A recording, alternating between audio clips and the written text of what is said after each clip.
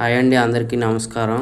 ఈరోజు మనం senior citizen గురించి, ఈ వృద్ధాప్య పెన్షన్ గురించి మాట్లాడుకుందాం. మన రాష్ట్రంలో చాలామంది వృద్ధులు సీనియర్ సిటిజన్స్ పెన్షన్ అర్హులైన ఒక చిన్న కారణం వల్ల పెన్షన్ అందుకోవడం ఇబ్బందులు పడుతున్నారు. అది ఏంటంటే వారి ఆధార్ కార్డులో వయసు తక్కువ నమోదు కావడం. అసలు వయసు 60 ఏళ్ళు దాటిన ఆధార్లో మాత్రం తక్కువగా ఉండటం వల్ల ఎలిజిబుల్ అయినా పెన్షన్ రావడం లేదు.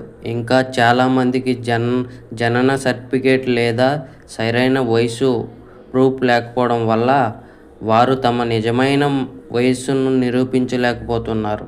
దీంతో వాళ్ళ పెన్షన్ అప్లికేషన్ పెండింగ్లో పడిపోతున్నాయి లేదా పూర్తిగా రిజెక్ట్ అవుతున్నాయి. ఇది చిన్న వయసు విషయం కాదు. రోజు కష్టపడి జీవించిన వృద్ధులకు ఈ పెన్షన్ ఒక పెద్ద సహాయం. కానీ ఒక డాక్యుమెంట్ సమస్య వల్ల వాళ్ళు ఆ సహాయం పొందలేకపోతున్నారు. అది చాలా బాధాకరం. ఈ సందర్భంగా మన ఆంధ్రప్రదేశ్లో ప్రభుత్వం ముఖ్యంగా చంద్రబాబు నాయుడు గారు, పవన్ కళ్యాణ్ గారు మరియు నారా లోకేష్ గారు వినమ్ర వినతి ఈ సమస్యను పరిగణలోకి తీసుకొని ఆధార్ వయసు తప్పుగా ఉన్న సీనియర్ సిటిజన్లకు ప్రత్యేకంగా ఏదైనా వెరిఫికేషన్ ప్రక్రియ లేదా ప్రత్యామ్నాయ సర్టిఫికేట్ అవకాశం కల్పించాలి.